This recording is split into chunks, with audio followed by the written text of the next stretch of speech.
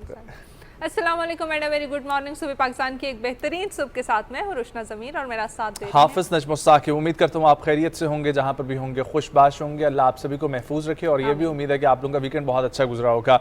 Weekend के बारे में बहुत सारी अपडेट्स होती हैं, बहुत सारे ख्यालात होती हैं जो हम सोचते हैं कि मंडे वाले दिन आपसे शेयर करेंगे, लेकिन मंडे आने तक सब कुछ जो है ना वो वैनिश हो जाता है, क्योंकि सुबह सुबह दोबारा से मंडे आ जाता है, आपको सुबह उठना पड़ता है और काम पे जाना पड़ता है। और हम लोग मेकर रूम में यही डिस्कस कर रहे थे कि ये आखिरकार मंडे आता ही क्यों है लाइफ में। और आपको पता है ना, जबकि एक रिसर्च के मुताबिक बोला गया है कि हफ्ते का सबसे वर्स्ट दिन जो होता है वो मंडे होता है, और इसके लिए बाकायदा तौर पर इसको दिन करार भी दिया गया है। मेरा ख्याल है फिर तो हफ्ता होता होगा या जुमा होता होगा, जिनकी 2 दिन छुट्टी है उनके लिए जुमा होता होगा, वरना हफ्ता होता होगा मोस्टली लोगों के लिए। लेकिन वीकेंड बहुत अच्छा गुजरा। और अभी तक की सूरत हाल अगर मौसम की हम जिक्र करें थोड़ी सी, तो मौसम की बात यह है कि इस्लामाबाद का मौसम फिर भी कदरे बेहतर है, लेकिन मुल्क के बेशतर हिस्सों में मौसम सख्त किस्म का गर्म है और कहीं पर अभी बारिश नहीं हुई और बारिशों का सिलसिला और चाहिए। तो अल्लाह से दुआ है कि बारिशें हों, खैरियत वाली हों, ताकि मौसम में सुधार आए।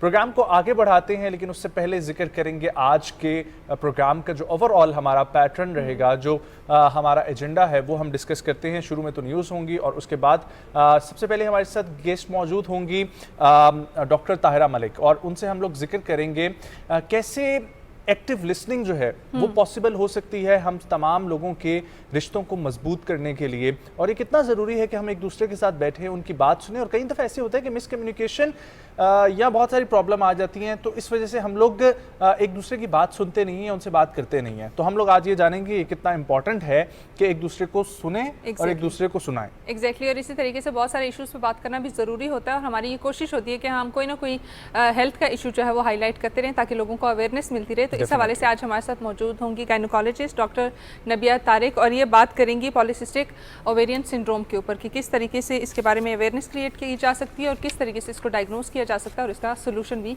किस तरीके से निकाला जा सकता है। डेफिनेटली। और उसके साथ साथ ही ये बहुत इंपॉर्टेंट है कि हेल्थ के ऊपर हम लोग बात करते रहते हैं, लेकिन इसके साथ साथ हम लोग वो टॉपिक जो पूरी दुनिया में बहुत अहम है, यानी कि एनवायरनमेंट चेंज और क्लाइमेट चेंज के ऊपर बात करने के लिए हमारे साथ हमें ज्वाइन करेंगे साबिक डायरेक्टर जनरल माहौलियात और मौसमियाती तब्दीली जनाब मोहम्मद इरफान तारिक साहब। और हमारा टॉपिक ये होगा कि पाकिस्तान ने अभी तक जो कंट्रीब्यूट किया है क्लाइमेट चेंज में और पाकिस्तान को जो नुकसान पहुंचा है उसके ऊपर। बिल्कुल। और अगर सुबह पाकिस्तान की बात हो रही है तो यंग टैलेंट की बात ना हो ये तो बिल्कुल नामुमकिन सी बात है। तो यंग टैलेंटेड एक सिंगर भी हमारे साथ आज मौजूद होंगे, शाहरुख राजपूत मौजूद होंगे, और देखेंगे कि किस तरीके से वो अपने गानों से हमें लुत्फानंदोज करते हैं। बिल्कुल डेफिनेटली। सो आज म्यूजिक भी है और बहुत सारी इंफॉर्मेशन भी है, तो प्रोग्राम के साथ बढ़े रहें। सबसे पहले न्यूज़ शामिल करते हैं, मुल्क की खबरों का जिक्र करते हैं। निगरान वज़ीर आज़म पाकिस्तान जनाब अनवारुल हक काकड़ ने निजी टीवी के प्रोग्राम में खुसूसी गुफ्तगू करते हुए कहा है कि बिजली के बिलों से मुतालिक जो उनका बयान था उसको सियाको सबाक से हटकर पेश किया गया। ये मसला आलमी मालियाती मुआहिदों से जुड़ा है, ऐसा ऐलान नहीं करना चाहते जो वापस लेना पड़े।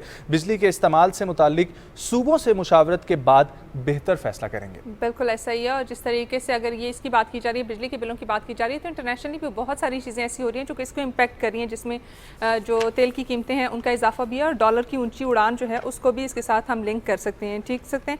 और इसके साथ अगर हम देखें तो बहुत सारी चीज़ें ऐसे हैं कि जो इसके साथ लिंक होती जा रही हैं। और इसके साथ साथ सितंबर का महीना शुरू हो गया, तो एक चीज़ जिसको हम बिल्कुल नहीं भूल सकते और वो ये है कि 6 सितंबर की अहमियत की कितनी इंपॉर्टेंट है ये दिन। डिफेंस डे पाकिस्तान का मनाया जाता है। और कल मैं देख रही थी कि मेरी भतीजी मेरे पास एक पोस्टर लेके आई, शी सेड कि 6 सितंबर का पोस्टर बना के दें। तो हर चीज़ जो है वो इसी तरीके से चल रही है, और हम अपने इवेंट्स को इसी तरीके से सेलिब्रेट करते हैं। स्पेशली अपनी पाक अफवाज की जितनी भी कुर्बानी है उनको कहीं पे भी हम निगलेक्ट नहीं कर सकते। इस हवाले से हमारे साथ एक अदद पैकेज भी है, ताहिर जाफरी की रिपोर्ट। जंग जारी थी और पाकिस्तान की मुसल्लह अफवाज अवाम के हमरा भारतीय जारहियत का मुंह तोड़ जवाब दे रही थीं। एक जानिब भारतीय वजीर आजम लाल बहादुर शास्त्री अपनी कौम पर तारी पाक फिजाइया के हमलों का खौफ दूर करने की नाकाम कोशिशें करते रहे। दूसरी जानिब 3 सितंबर को पाक फौज ने छम सेक्टर में भारत के 500 जवानों को जंगी कैदी बना लिया और दुश्मन के 15 टैंकों और दीगर असले पर कब्जा कर लिया। पाक फौज के commander in chief general Mohammad Musa ने इस दिन भारतीय जख्मी सिपाही की एक फील्ड अस्पताल में इयादत की। इसी दिन लेफ्टिनेंट कर्नल नसीरुल्लाह बाबर ने गैर दानिस्ता तौर पर कश्मीर के भिम्बर सेक्टर में एक भारतीय पोजीशन पर अपना हेलीकॉप्टर उतारा। उस वक्त उनके पास सिर्फ एक पिस्तौल था, लिहाजा अपनी हाजिर दिमागी और मजबूत आसाब का मुजाहरा करते हुए उन्होंने वहां मौजूद 30 भारतीय सिपाहियों को झांसा देकर जंगी कैदी बना लिया।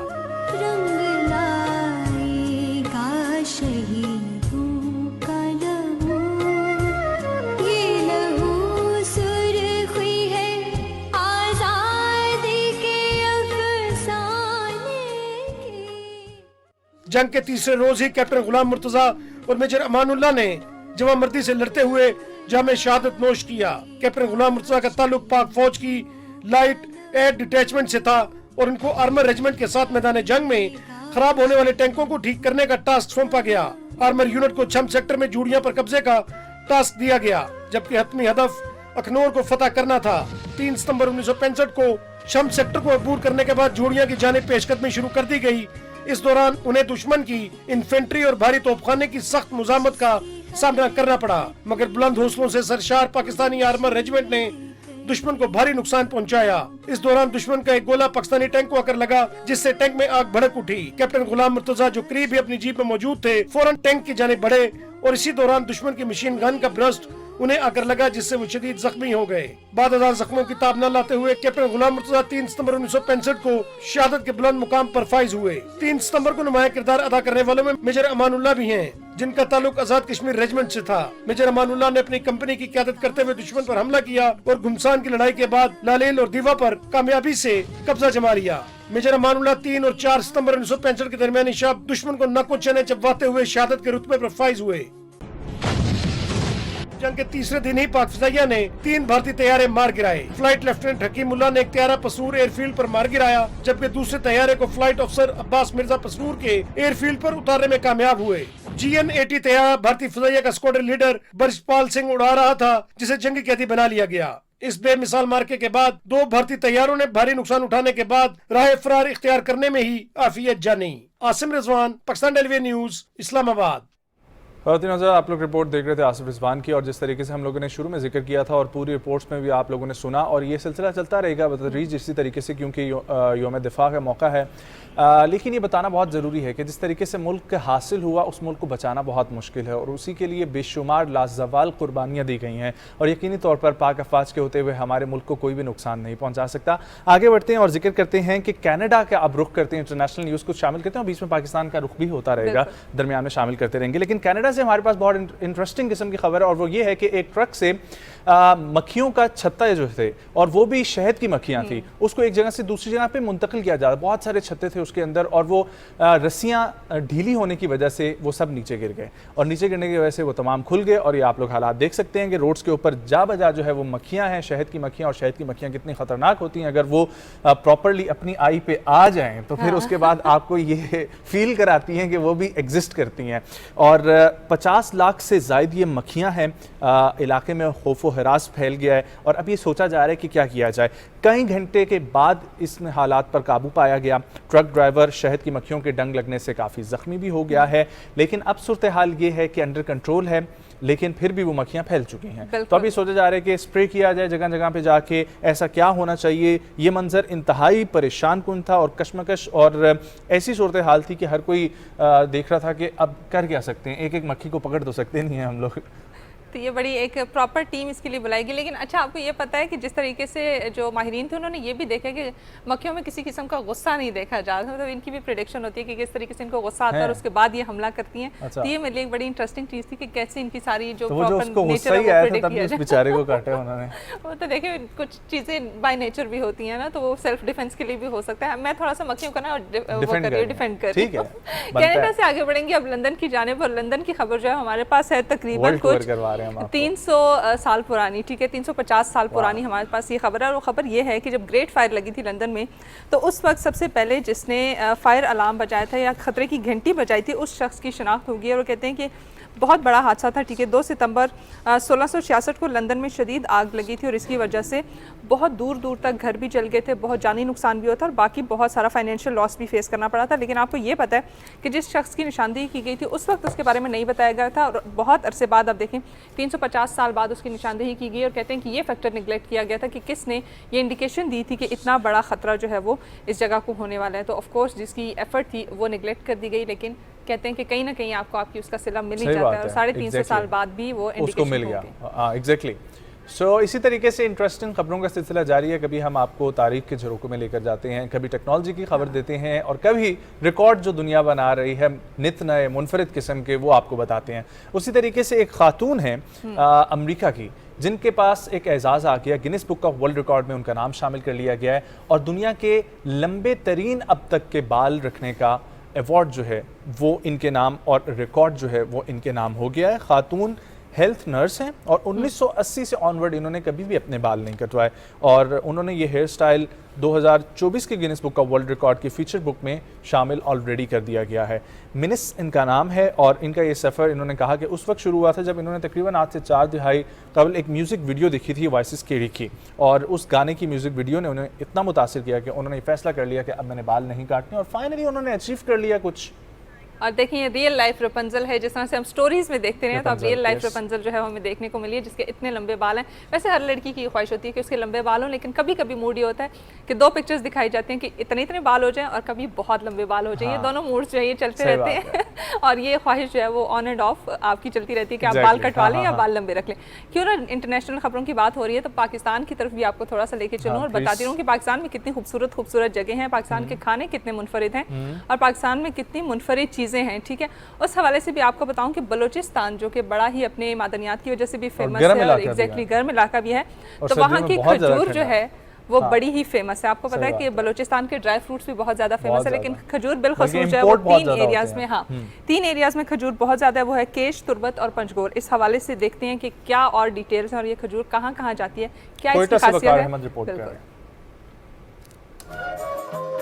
खजूर ना या होलमार्क, एक अंदाजा है कि बलूचिस्तान के सिर्फ एक मकरान डिवीजन में 25,000 एकड़ रकबे पर खजूर की पैदावार होती है। केश, तुर्बत और पंचगूर के बागात से 100 से ज्यादा इकसाम की 2 लाख टन पर एनम खजूर मुकामी और इंटरनेशनल मार्केट्स तक पहुंचती हैं। मकरान से पैदा होने वाली खजूर की मशहूर इकसाम में हुसैनी, मोजाती, बेगम जंगी, शकरी, गोकना, करोच और दश्तियारी अहम है। पाकिस्तान में देखा जाए तो किसी इलाके में इतनी खजूर पैदा नहीं होती जितनी मक्रान में पैदा होती है, लेकिन वहाँ पे साइंटिफिक तरीके नहीं है। मिलियंस ऑफ टन जो होते हैं वो बिल्कुल ख़राब हो जाते हैं। बलूचिस्तान में खजूर की पैदावार मई से सितंबर तक होती है। खजूर लगने के सीजन को हामीन, जबकि फल तैयार होने को हीरत के नाम से जाना जाता है। मार्केट तो आपके अपने पास भी 22 करोड़ की है, मगर उस 22 करोड़ के मार्केट तक आपके 2 खजूरों का एक्सेस है। उनके पास मार्केट नहीं है और वो वहीं पे इलाकों में औने पौने के दामों पे बिक रहे हैं। बदकिस्मती है कि लाखों टन खजूर पैदा करने वाले इलाके में 1000 मैट्रिक टन कैपेसिटी का सिर्फ एक कोल्ड स्टोरेज मौजूद है। मुकामी बसगर या काश्तकार मुल्की माँ की सक रसाई और कोल्ड स्टोरेज न होने की वजह से कोयटा, कराची और ईरान के ताजरों को इंतहाई कम रेट्स में फरोख्त करने पर मजबूर है। जदीद साइंटिफिक तरीके अगर इख्तियार किए जाएं तो यूरोप, अमेरिकाज और एफ्रो एशियन मार्केट्स तक मौसर रसाई और वैल्यूएबल फॉरेन एक्सचेंज का हुसूल नामुमकिन नहीं। वकार अहमद, PTV न्यूज़, कोयटा। ख़वातीन हज़रात, ये था हमारा प्यारा पाकिस्तान और प्यारे पाकिस्तान के रंग, वहाँ के खाने और वहाँ का कल्चर। आगे बढ़ते हैं और जिक्र करते हैं कुछ खला का, और जिस तरीके से हम आपको सैर करवा रहे हैं, सिर्फ हम लोग आपको वो कहते हैं ना अर्थ टूर नहीं करवा रहे हैं, हम आपको वर्ल्ड टूर करवा रहे हैं। सो स्पेस टूर में अब लेकर चलते हैं और वहाँ पर 1,68,000 नूरी साल दुनिया से, यानी कि हमारी ज़मीन से, दुनिया से नहीं हमारी ज़मीन से दूर एक सुपरनोवा का तकरीबन मुशाहिदा हुआ था 3 दिहाई पहले, और वो 3 दिहाइयों से उसके ऊपर रिसर्च चल रही है। अब सुपरनोवा एक ऐसा कॉन्सेप्ट होता है कि जब भी कोई सितारा अपने आखिरी अयाम में होता है तो वो एक धमाका होता है, उस धमाके के कॉन्सेप्ट को सुपरनोवा कहा जाता है। 1987 में ये दरियाफ्त किया गया था सुपरनोवा, उससे ऑनवर्ड इसके ऊपर काम चल रहा है और इस सुपरनोवा का नाम था SNA 1987A, और इसका मुताला साइंसदान करते करते यहाँ तक पहुँचे हैं कि वो जो धमाका होता है उसके बाद बहुत सारे मुशाहिदात देखने को मिलते हैं। तो इसी किस्म का एक ऐसा मरकज़ी सांचा अब बना लिया इस सुपरनोवा ने, जिसमें ये मालूम होता है कि चाबी के ऊपर जो सुराख होता है उस सुराख जितना एक गोल दायरा नज़र आता है, लेकिन उस दायरे के बाहर क्या है ये अभी देखने के लिए काम जारी है। और जेम्स वेब टेलीस्कोप जो इतनी पावरफुल टेलीस्कोप है वो भी नहीं देख पा रही कि उसके बाहर क्या है, क्योंकि उसके अंदर बहुत सारी गैसेस और बहुत सारी गर्द मौजूद है। सो अब उसके बारे में जो भी रिसर्च आएगी वो हम आपके साथ शेयर करेंगे, लेकिन इसको बताने के मकसद थोड़ा सा इंटरेस्ट डेवलप करें। बाकी आप लोग भी जाके देखें, गूगल आपके पास है, यूट्यूब आपके पास है, ताकि आपको पता चले इर्द गिर्द स्पेस में भी क्या हो रहा है। तो क्यों ना स्पेस की बात हो रही है तो थोड़ी बहुत फिजिक्स की भी बात हो जाए, और फिजिक्स के बारे में अगर बात हो रही है, हम जो है ना हर शोबे से ताल्लुक रखने वाले लोगों को डिस्कस करें और हर तरह की खबर जो है वो हम दे रहे हैं, क्योंकि हमारे पास एक बुके है ना कलरफुल सा, तो उसमें हर तरह की खबर होना लाजमी है। अब इस बुके में, हाँ इस बुके में अब एक नई खबर वो है कि पाकिस्तानी साइंसदान के बारे में अगर बात की जाए जिनका फिजिक्स से बड़ा पुराना ताल्लुक है और उन्होंने बहुत डॉक्टर बड़ा अब्दुल नाम सलाम। लिया, बिल्कुल डॉक्टर अब्दुल सलाम के नाम पे आपको पता है कि लंदन के इंपीरियल कॉलेज में एक लाइब्रेरी जो है वो उनके नाम कर दी गई है और उनके नाम से वो लाइब्रेरी अब जानी पहचानी जाएगी। और ये Wonderful. लाइब्रेरी किस लिए उनके नाम की गई है जी? उनकी खिदमात के एतराफ़ में उनके नाम की गई है ये लाइब्रेरी, और लाइब्रेरी का नाम रखा गया है अब्दुल सलाम लाइब्रेरी। अब ये लाइब्रेरी जो है 1957 में इंपीरियल कॉलेज में शमूलियत इख्तियार की थी उन्होंने, और उनके यहाँ पे थ्योरेटिकल फिजिक्स का शोबा जो था वो उन्होंने कायम किया था, और उस वजह से ये लाइब्रेरी आज उनके नाम से जानी और पहचानी जा रही है। तो पाकिस्तान के लिए भी एक बहुत बड़े एजाज़ की बात है, एंड ऑफ कोर्स जितने भी लोग वहाँ पे इस लाइब्रेरी से मुस्तफ़ीद हो रहे हैं तो उनके लिए भी एक एजाज़ की बात है कि इतनी बड़ी शख्सियत वहाँ पे मौजूद थी और उन्होंने इतनी खिदमत सर अंजाम दी। यस, सो ये खबर थी, और नो डाउट पाकिस्तान के पहले नोबेल इनाम याफ्ता साइंटिस्ट और द ओनली साइंटिस्ट जिनको नोबेल मिला है इनाम पाकिस्तान से। बहुत सारी कंट्रीब्यूशन है दुनिया में उनके फिजिक्स के हवाले से। आगे बढ़ेंगे और जिक्र करेंगे अमेरिका का, और वस्ती अमेरिका में एक इलाका है, एक स्टेट है जिसको एल सल्वाडोर कहा जाता है। सो एल सल्वाडोर के हवाले से आग का फेस्टिवल उनका होता है जो कि बहुत मशहूर होता है। उसकी दो पहलू हैं, एक मजहबी और एक रवायती। इसमें लोग एक दूसरे पर आग के गोले बरसाते हैं, आप लोग देख सकते हैं मनाजिर, बड़ा ही खूनी किस्म का और बड़ा ही जुनूनी किस्म का ये है। लेकिन इसका मकसद ये है कि कहा जाता है कि जब सेंट जोरम इबादत कर रहे थे तो शैतान ने उनकी तवज्जो हटाने की कोशिश की, ये उनका मानना है।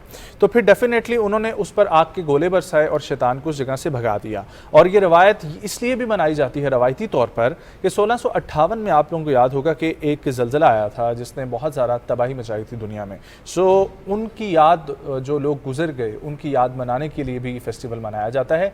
लेकिन इसको वही वाली बात है कि don't try this home, don't try this at home, और किसी तरीके से ये नुकसानदेह भी साबित हो सकता है।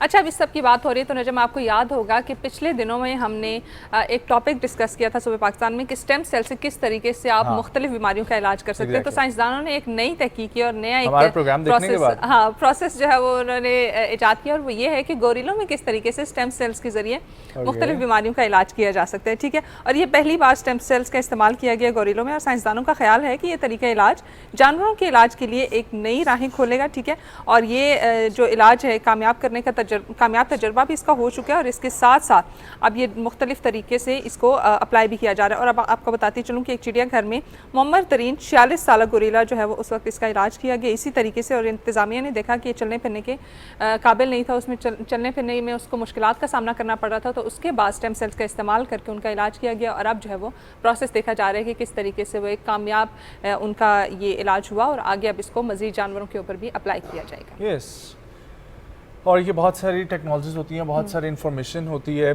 कि जिस तरीके से साइंस तरक्की कर रही है। लेकिन एक और बड़ी ही इमोशनल किस्म की खबर हमारे सामने आई है, और वो ये है कि अमेरिका में एक फॉर्म है जहाँ पर एक मुर्गी है जिसकी उम्र होगी 21 साल।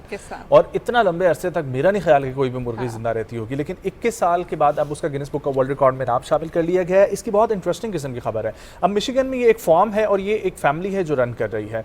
अब वहाँ पर मुर्गियाँ भी हैं, बतखें भी हैं और कुत्ते भी हैं, इसके अलावा भी बहुत सारी चीज़ें हैं। लेकिन आज दिन तक इस फॉर्म में किसी की भी डेथ नहीं हुई, और बड़ा उनका ख्याल रखते हैं। मालकन ने यह बताया है कि ये जब पैदा हुआ था, यानी कि जब ये अंडा था तो ये एक दागदार अंडा था, और इसको इसकी अम्मा ने जो है ना, अम्मा मुर्गी ने साइड में कर दिया था।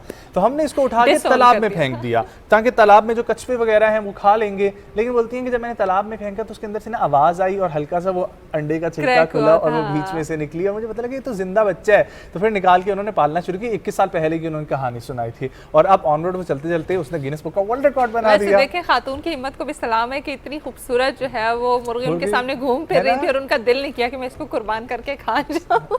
वरना मैं होती तो देख रही होती कि किस तरीके से इसका रोस्ट बनता हुआ नजर आ रहा है। आगे बढ़ेंगे और आपको लेके चलेंगे बर्तानिया की तरफ। और आपको पता है कि अक्सर हम थ्रिफ्ट स्टोर से बहुत सारी चीजें खरीदते हैं, लेकिन हमें अंदाजा नहीं होता कि बिल्कुल कि ये कितनी कीमती साबित हो सकती है। अब एक जुमला था, वो बोला गया कि ये मजाक में बोला गया कि हो सकता है ये चीज़ बड़ी कीमती, और वो कीमती चीज़ ये थी कि खातून ने जो है वो एक पेंटिंग खरीदी और उस पेंटिंग के ऊपर एक मशहूर पेंटर का नाम लिखा होता। पहले तो उन्होंने मजाक में इस बात को उड़ा दिया कि यार ये तो कोई इतनी बड़ी बात नहीं होगी, और NC वाइट के नाम के ये दस्तखत हुए थे जो कि एक बहुत ही मशहूर पेंटर जो है वो गुजरे थे, और उन्हें लगा कि शायद ये वैसी फेक पेंटिंग होगी, इस तरह से कुछ होगा, और उन्होंने ये पेंटिंग खरीदी थी 2017 में। ठीक है, और अब आपको बताऊँ कि वो नीलामी के लिए पेश की जा रही है, और उसकी कीमत कितनी लगाई गई है जी, 2.5 लाख डॉलर्स, और अगर उसको पाकिस्तानी रुपयों में कन्वर्ट किया जाए तो 7 करोड़ 66 लाख रुपए की अमाउंट जो है वो इसके लिए दी गई। और अब 2023 में ये तस्दीक की गई है कि वो पेंटिंग जो थी वो असल थी और NC वाइट की ही वो एक्चुअल पेंटिंग थी, और अब उसको नीलामी के लिए पेश किया जा रहा है। और देखें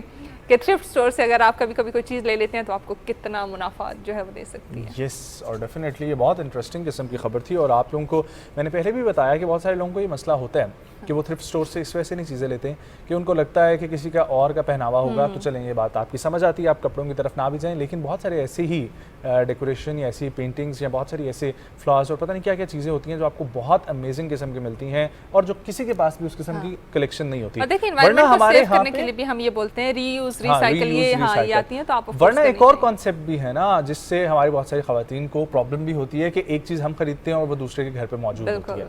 तो ये चीज़ ऐसी ख़त्म हो सकती है। आप लोग अनोखी चीज़ अगर चाहते हैं तो जाएं, ज़रा स्टोर विजिट करें। बहुत सारे इतवार बाजार आपके एग्जिस्ट करते हैं, वहाँ पर जाके ज़रा छानबीन करें, बहुत कमाल की चीज़ें निकलती हैं। और अगर मुझसे और मशवरे चाहिए हों तो प्राइवेटली मुझसे रब्ता भी कर लेंगे, मेरे पास बहुत अच्छा खासा इसके हवाले से एक्सपीरियंस है। आगे बढ़ूंगा और जिक्र करूंगा पाकिस्तान के हवाले से। और पाकिस्तान में एक वबा जो है उसका सामना करना पड़ा है, और उस वबा के हवाले से आप लोगों को हम लोग बताएंगे कि हर दफ़ा जब भी ये मॉनसून का सीज़न आता है, जब ये सीज़न शुरू होता है, ये सीज़न जब जा रहा होता है तो डेंगू का बहुत सारा प्रॉब्लम होता है और अब ये केसेस बढ़ते जा रहे हैं। सो डेंगू के हवाले से जितनी भी एहतियाती तदाबीर हैं उसके ऊपर आप लोग जो है ना वो फोकस करें। और वो एहतियाती तदाबीर क्या हैं वो आपको पहले रिपोर्ट दिखाते हैं और फिर उसके बाद कुछ एहतियाती तदाबीर भी बताएंगे। लेकिन गुज़िश्ता 24 घंटों के दौरान डेंगू के मुतादिद केसेस सामने आए हैं और उनके हवाले से हमारे पास रिपोर्ट है। रिपोर्ट तैयार की है समीउल्लाह ने। डेंगू बुखार तेजी से फैलने वाला मर्ज है। एक तखमीने के मुताबिक दुनिया भर में हर साल 40 करोड़ अफराद को डेंगू इन्फेक्शन का सामना होता है। डेंगू की इलामात में अचानक तेज बुखार, शदीद सरदर्द, जोड़ों और मसल्स में शदीद तकलीफ और थकावट शामिल है। सबसे पहले तो इसमें बुखार होता है, आपकी बॉडी में दर्द शुरू होता है, फटीग आपको लगती है, थकन महसूस होती है। इसके अलावा वॉमिटिंग भी हो सकती है इसमें कभी कभार, और आप डिहाइड्रेटेड फील करते हैं, आपको बहुत प्यास लग रही होती है। माहिरीन के मुताबिक डेंगू से बचाव के लिए मच्छरदानी का इस्तेमाल करना चाहिए और घर से बाहर निकलते हुए आस्तीनों वाली कमीज और घर में मच्छरों की आमद को रोकना यकीनी बनाएं। ये मस्कीटो जो है ये बहुत कम पानी में भी ब्रीड कर जाता है, तो जैसे साफ पानी में ज्यादा जल्दी ब्रीड करता है, तो कोशिश करें अपने घर में या आसपास जहाँ भी आप रहते हैं वहाँ पानी का जमा ना हो और पानी को डिस्कार्ड कर दें ताकि मस्कीटो उसमें ब्रीड ना करे। मच्छरों से बचाव के नेट इस्तेमाल करें और मच्छरों की अफजाइश की रोकथाम के लिए पुराने टायरों और गुलदान में पानी इकट्ठा ना होने दें। Samiullah, Pakistan television news, Islamabad. जी बिल्कुल, आपको आदाद शुमार के हवाले से भी बताया गया और किस तरीके से आपने अपने आप को सेफ रखना है, डेंगू से बचाना है और क्या एहतियाती तदबीर करनी है वो भी आपको इस पूरे पैकेज में एग्जैक्टली डिटेल से बता दिया गया। अब आपको बताऊं कि बहुत सारी चीज़ें अपनी नौयत की बहुत मुनफरिद होती हैं, मुख्तलिफ होती हैं और वो ऐसी भी इतनी भी मुनफरिद हो जाती हैं कभी कभी कि वो रिकॉर्ड्स बना लेती हैं। ठीक है, अब वैसे हम तो देखते हैं ब्लैक पेन है तो हम कहते हैं ब्लैक है तो बस वो ब्लैक ही है, सब पेन्स को हम ब्लैक ही कंसिडर करते हैं। ठीक है, लेकिन अब आपको बताती चलूँ कि एक ऐसा ब्लैक जेल पेन बनाया गया है जो कि दुनिया का स्याह तरीन जेल पेन, उसका अवार्ड उसको मिला है और गिनीज बुक वर्ल्ड रिकॉर्ड में भी जो है वो इसकी तस्दीक कर दी गई है कि किस तरीके से अपनी नौयत का बिल्कुल प्रॉपर ब्लैक जो है वो ब्लैक कलर का जेल पेन है। अब आपको बताऊं कि मीडिया रिपोर्ट्स के मुताबिक ये जापान की एक मित्सुबिशी पेंसिल कंपनी है यूनिवॉल के नाम से, जिसके पेन्स अक्सर लोगों ने इस्तेमाल किए होंगे। 1 सीरीज़ में ये एक जेल पेन तैयार किया गया है और बताया गया है कि ये दुनिया का वाहिद तरीन जेल पेन है जो कि इतना स्याह है और वर्ल्ड रिकॉर्ड का एजाज़ भी इसको मिल चुका है। बेहतरीन, क्या बात है। सो ऐसी भी खबरें होती हैं जो हम आप लोगों के साथ शेयर करते हैं, जिनके बारे में हमें भी कुछ ताज्जुब होता है कि ये कैसी खबरें हैं, लेकिन ये एक रिकॉर्ड याफ्ता खबर है। आगे बढ़ते हैं और जिक्र करते हैं यूनान के खूबसूरत जजीरा है हाइड्रा, और ये खबर ऐसी है कि पाकिस्तान में भी एप्लीकेबल है। बहुत सारी ऐसे खूबसूरत जजीरे होते हैं, खूबसूरत स्पॉट्स होते हैं जहाँ पर हम लोगों को ये प्रॉब्लम होती है कि वहाँ पर गाड़ियाँ मौजूद हैं, उनका शोर होता है। तो अब ये वाहिद ऐसा जजीरा बन चुका है जहाँ पर सिर्फ़ और सिर्फ फायर ब्रिगेड और एम्बुलेंस अलाउड है, इसके अलावा कोई गाड़ी अलाउड नहीं है। लोगों को बहुत सारा प्रॉब्लम था कि आसपास माहौल ख़राब होता है, तंग गलियां हैं और वो साफ़ सुथरी भी नहीं रहती, शोर भी होता है और फिर एक एयर पोल्यूशन भी होती है। तो उस सब से निपटने के लिए यहाँ पर अब अलाउड नहीं है और सिर्फ घोड़ों की और खच्चरों के जो टापे हैं उनकी आवाज़ें आ रही होती हैं और लोग उससे महजूज हो रहे होते हैं। उन्हें मालूम होता है कि वो किसी पिछले जहाँ में मौजूद हैं और खूबसूरत सा मंजर उनके सामने आता है कि तारीख़ में आज भी जिस तरीके से नेचुरली लोग ज़िंदा रहते थे, सो वो आज भी उनको वहाँ पर महसूस होता है। अच्छा, जहाँ पे इतनी खूबसूरत जगह की बात हो रही है, वहाँ पे मैं आपको एक ऐसी बड़ी डिफरेंट सी खबर के बारे में बताऊँ जो कि मेरे लिए भी सुन के थोड़ी सी स्ट्रेंज थी, लेकिन कह सकते हैं कि लोग जो है, इंसान है वो किसी न किसी चीज़ से उकता ही जाता है और चीन की तरफ रुख करते हैं। और आपको बताऊँ कि चीन में बहुत सारे लोग हैं जो कि अपनी सवारियों से जो है वो उकता चुके हैं और उन्होंने क्या करना शुरू कर दिया कि उन्होंने उनका ढेर जो है वो एक अलग जगह पर लगाना शुरू कर दिया। और देख सकते हैं आप कि किस तरीके से मुख्तलिफ गाड़ियाँ जो है वो उन्होंने एक वीरान सी जगह पर जाके ढेर जो है वो जमा करना शुरू कर दिया। और आपको बताऊं कि ये हैंगजू शहर के मुज़ाफ़ात में इस वक्त लाखों सवारियां गर्दालूद हैं, जिसमें दुनिया की मतरूक सवारियों का सबसे बड़ा कब्रिस्तान भी कहा जा सकता है इसको, क्योंकि आप देख सकते हैं कि किस तरीके से बहुत सारी गाड़ियां जो है कब्रिस्तान की शक्ल में एक जगह पे जमा हुई हुई हैं और लोग जो है वो बहुत ज़्यादा इससे तंग आ गए। तो अब उन्होंने ये सोचा कि हम गाड़ियों का इस्तेमाल नहीं करेंगे और हम जो है वो अल्टरनेट्स इसका इस्तेमाल करेंगे, और ये तंग आके उन्होंने सारी गाड़ियाँ एक जगह पे डंप करनी शुरू कर दी। क्या बात है। बहुत सारे लोगों की ख्वाहिश है कि ये गाड़ियाँ जो है अगर वहाँ पर यूज़ नहीं हो रही तो पाकिस्तान यहाँ में भेज दें। ठीक है, और उन ख्वाहिशात में से उनके जो है ना उम्मीदवारों में से मेरी भी एक जो है ना वो ख्वाहिश है। बिल्कुल, हर एक की ख्वाहिश है। मेरे ख्याल से जितने भी लोग इस वक्त सुन रहे हैं तो उनकी ख्वाहिश ये होगी, क्योंकि बहुत महंगी गाड़ियाँ हैं हम इसमें। इसीलिए जो है ना बस इन्हीं चीज़ों में फंसे हुए हैं। अच्छा, आगे बढ़ते हैं और चीन का ही जिक्र हो रहा था तो चीन से ही एक और खबर शामिल करते हैं पैरा ओलंपिक्स के हवाले से। तो 22 अक्टूबर से 28 अक्टूबर तक चीन में होने वाला है पैरा ओलंपिक्स का मेला, और पैरा एशियन गेम्स में पाकिस्तान 5 खेलों में हिस्सा ले रहा है, और इन 5 खेलों में पाकिस्तानी खिलाड़ी जो हैं वो एथलेटिक्स में, व्हील चेयर टेनिस में, आर्चरी में, बैडमिंटन में और टेबल टेनिस के मुकाबलों में हिस्सा लेंगे। पाकिस्तान पैरा ओलंपिक्स कमेटी के टेक्निकल ऑफिसर अकबर मुगल के मुताबिक हतमी खिलाड़ियों का camp Pakistan sports board Islamabad में लगाया जा चुका है, जहां पर ट्रेनिंग्स जारी हैं। एंड आई होप कि पाकिस्तानी वहां पर जाएंगे और बहुत सारी अचीवमेंट हासिल करके आएंगे, और फिर हम उन तमाम खिलाड़ियों से आपकी मुलाकात भी करवाएंगे। ये था पहला सेगमेंट न्यूज़ का सिलसिला, आगे बढ़ेंगे लेकिन उससे पहले शामिल करेंगे एक ब्रेक और फिर वापस आएंगे, जिक्र करेंगे पाकिस्तान क्लाइमेट चेंज में कैसे हिस्सेदार बन रहा है और कितना डैमेजिंग था हमारे लिए कि G20 ममालिक की तरफ से जो अखराज किया गया गैसेस का या जो वजूहात बनी क्लाइमेट चेंज की, उससे पाकिस्तान कितना मुतासर हुआ। एक ब्रेक, हमारे साथ रहें।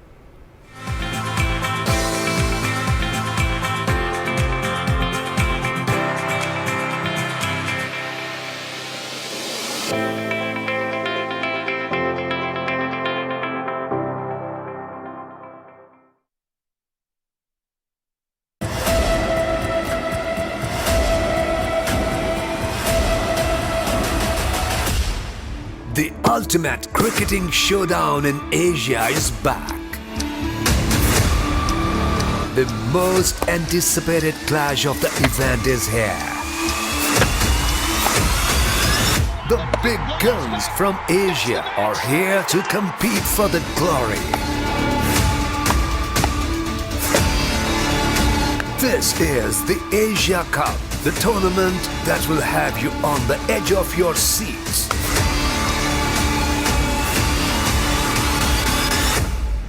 Don't miss it.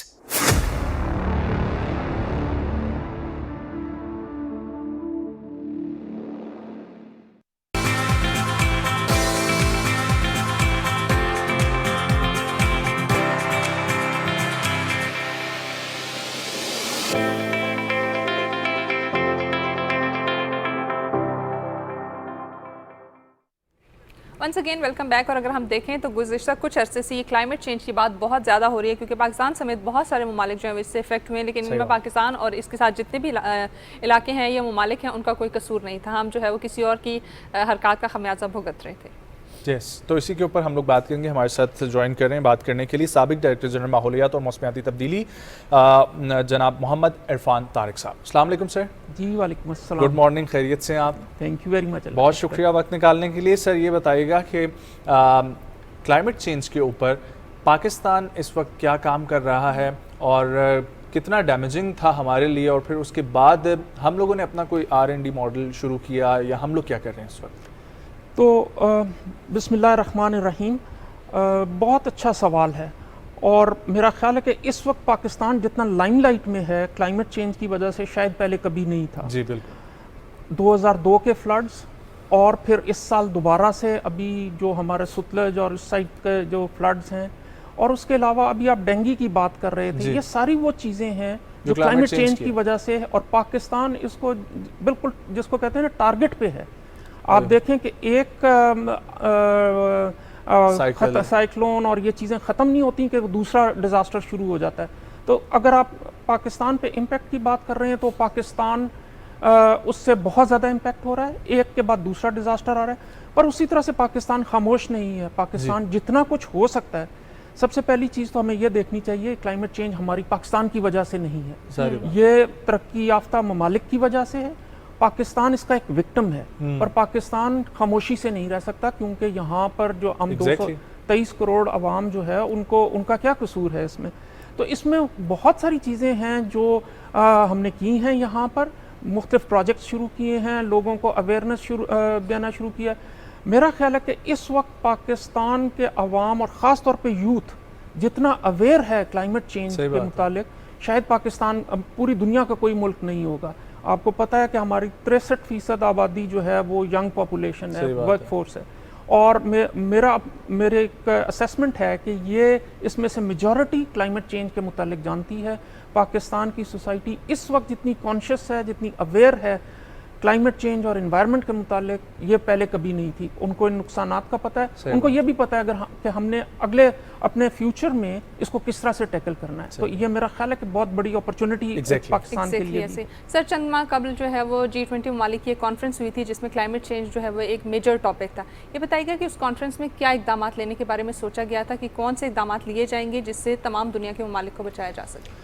देखिए, ये G20 का एक बड़ा अहम इजलास हुआ, और उसमें जिस तरह पहले जिक्र हुआ कि क्लाइमेट चेंज तरक्की याफ्ता ममालिक की तरफ से है, और जो UN का कन्वेंशन है जिसको UNFCCC कहते हैं, United Nations framework convention on climate change, जिसमें तकरीबन दुनिया के 200 ममालिक ने साइन किया हुआ है, उसके ऊपर एक्शन लेना है।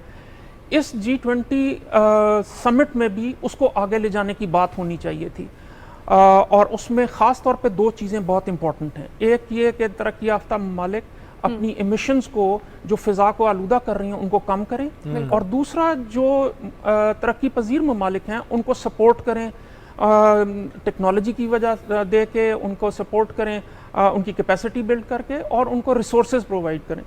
पर अनफॉर्चुनेटली इसके ऊपर काम नहीं हुआ, क्योंकि ये एक इसको आप सियासत कह लें, ये कि वो इसमें आगे बढ़ने के लिए तैयार नहीं है, जिसकी वजह से तरक्की पजीर ममालिक उनकी डेवलपमेंट और उनकी तरक्की जो है वो बहुत मुश्किल होती जा रही है। तो मेरे ख्याल में G20 ममालिक को जो स्टेप्स लेने चाहिए थे वो उन्होंने नहीं लिए, और उसके लिए पूरी दुनिया अब मुश्किल में होगी। और आपने देखा कि अभी सेक्रेटरी जनरल UN ने भी कहा कि अब ये एज ऑफ बॉइलिंग शुरू हो गई, मतलब टेम्परेचर इतना ऊपर चला गया है कि ये ग्लोबल इकोलॉजिकल सिस्टम को सरवाइव करने के लिए बहुत मुश्किल हो रही है। हाँ। अच्छा, तो सर अल्टरनेट क्या है? आपने कहा कि कुछ स्टेप्स भी लिए जा रहे हैं पाकिस्तान में भी, और अब तो दुनिया भर में भी यूनाइटेड नेशन की मदद से बहुत सारे इसके अवेयरनेस से हटकर काम भी शुरू हो गया। तो ऐसे कौन से स्टेप्स हैं जो लेने की ज़रूरत है, या लिए जा चुके हैं, या जिनके ऊपर गौर व फिक्र चल रहा है, या होने चाहिए? अगर पाकिस्तान की बात करें तो आप देखें कि पाकिस्तान की जितनी भी एमिशंस हैं उसमें से तकरीबन 40-50% एनर्जी सेक्टर से हैं। ठीक है। और आप देख रहे हैं कि हम पाकिस्तान में कितनी तेज़ी से रुख हो रहा है जिसको हम रिन्यूएबल एनर्जी कहते हैं। हाँ। वो ऐसी तवानाई जो कि कुदरती सोर्सेज से हासिल होती है। ये सोलर पैनल्स पाकिस्तान में जितनी तेज़ी से फैल रहे हैं, पूरी दुनिया में फैल रहे हैं, और पाकिस्तान में भी हो रहे हैं। ट्रांसपोर्ट की अभी आप गाड़ियों की बात कर रहे थे, गाड़ियों में भी इलेक्ट्रिक व्हीकल्स में पाकिस्तान आगे जा रहा है। हाँ। इसी तरह से मुख्तलिफ किस्म, अभी देखें ये पाकिस्तान का एक बड़ा अच्छा प्रोजेक्ट जिसको रिचार्ज पाकिस्तान, जिसमें हमारा जितना भी फ्लड वाटर ज़ाया हो जाता था उसको रिकैप्चर करने के लिए प्रोजेक्ट अब शुरू होने वाला है। तो इस किस्म के मुख्तलिफ इक़दाम हैं जो कि पाकिस्तान ने अपने तौर पे लिए हैं, जो अपने अवाम के लिए लिए हैं, और इससे इंशाल्लाह बहुत। और वर्ल्ड वाइड क्या होना चाहिए सर? वर्ल्ड वाइड तो सबसे पहले तरक्की पजीर ममालिक को अपनी एमिशंस कम करनी चाहिए। अगर तरक्की पजीर ममालिक, सॉरी माजरत चाहता हूँ, तरक्की याफ्ता ममालिक, उनको ये एमिशंस कम करनी चाहिए। आपको पता है कि पाकिस्तान ख़ास तौर पे दो ऐसे ममालिक के दरमियान है जिनकी एमिशंस बहुत ज़्यादा है। हाँ। एक साइड पे इंडिया है, एक साइड पे चाइना है। हाँ। बहुत ज़्यादा, और पाकिस्तान बीच में है। हाँ। सबसे पहले, पर ये दोनों तरक्की याफ्ता ममालिक नहीं है। जो तरक्की याफ्ता ममालिक हैं उनको अपनी एमिशंस कम करनी चाहिए। हाँ। दूसरा, जिन ममालिक का नुकसान हो रहा है, अभी पाकिस्तान ने, आपको पता है पाकिस्तान वाज इंस्ट्रूमेंटल, जो लास्ट हमारी कॉन्फ्रेंस हुई उसमें लॉस एंड डैमेज पे एक फैसला लेकर आने के लिए। तो इन चीज़ों को आगे बढ़ना चाहिए। पाकिस्तान का किरदार इसमें बड़ा मुस्बत है और इससे ना सिर्फ पाकिस्तान, तमाम तरक्की पजीर ममालिक जो हैं उनकी बेहतरी होगी। बिल्कुल ठीक है सर, जिस तरह से आपने कहा कि इंटरनेशनली भी इसके ऊपर स्टेप्स लिए जा रहे हैं, मुल्की सतह पर भी इसके ऊपर बहुत सारे इकदाम लिए जा रहे हैं, इंडिविजुअली हमें क्या करने की ज़रूरत है ताकि हम क्लाइमेट चेंज के इफेक्ट से बच सकें? जी, ये बहुत अच्छा है, क्योंकि हम हर चीज़ हुकूमत के ऊपर छोड़ते हैं। मेरा ख्याल है कि एक इंडिविजुअल से लेके इदारों से लेके हमें सरकार की हद तक हर किसी को इकदाम करना चाहिए। तो मैं कहूँगा हमें एक तो कुदरत के करीब रहना चाहिए, नेचर के करीब रहना चाहिए। हमें अपने हर उस चीज़ से, अभी आपने वेस्ट की बात की, रीयूज़ की बात की, हमें वेस्ट से हम बहुत सारी इमिशंस होती हैं, तो हमें वेस्ट को रिड्यूस करना चाहिए, रीयूज़ करना चाहिए, रिसाइकल करना चाहिए। इसी तरह से हमें ट्रांसपोर्ट में ऐसी ट्रांसपोर्ट इस्तेमाल करनी चाहिए जिससे इमिशंस नहीं होती। हमें एनर्जी में वो एनर्जी सोर्सेज इस्तेमाल करने चाहिए जिससे इमिशंस नहीं होती। तो जितना हम कुदरत से करीब रहेंगे, अपने आप को आसान करेंगे, उतना ही माहौल के लिए अच्छा होगा। हमें सबसे पहले अपने घर को सही करना है, अपने माहौल को सही करना है, तब हम किसी चीज़ को आगे बढ़ा सकेंगे। सही बात है। अच्छा सर, ये कितना इम्पोर्टेंट है जो हमेशा जिक्र होता है, मैं चाहूँगा आप इसके ऊपर भी बात करिए, ग्रीन पाकिस्तान या ग्रीन आपका इन्वायरमेंट जो है, ये किस हद तक मददगार साबित होता है अगर दूसरी तरफ से ये सारा एमिशन का काम चल रहा है, इंडस्ट्रीज ग्रो कर रही हैं, लेकिन आपका अल्टरनेट दूसरी तरफ अगर आप ये करते हैं कि दरख्त लगा रहे हैं ज़्यादा से ज़्यादा, या आप अपने माहौल को ग्रीन करने की कोशिश कर रहे हैं, तो उससे क्या तब्दीली आती है? तो इस सवाल के दो रुख हैं। एक तो ग्रीन से हम ये समझ रहे हैं कि दरख्त लगाने हैं और उससे शायद ग्रीनरी फैल जाएगी, हाँ। पर इसका एक और एस्पेक्ट भी है। जिस तरह आपने इंडस्ट्री की बात की, हमें ऐसी इंडस्ट्री लगानी चाहिए जिससे दो चीज़ें हों, एक तो एमिशंस कम हो और दूसरा उसके जितने भी कुदरती वसाइल उसको चाहिए उस इंडस्ट्री को चलाने के लिए, वो मैक्सिमम एफिशिएंटली इस्तेमाल हों। तो अगर आप ऐसी इंडस्ट्री लगाएंगे, हम अगर पाकिस्तान में ऐसी इंडस्ट्री लगाएंगे, तो हम अपने आप को ये कह सकते हैं कि हमने अपनी इंडस्ट्री को ग्रीन किया है। सही बात।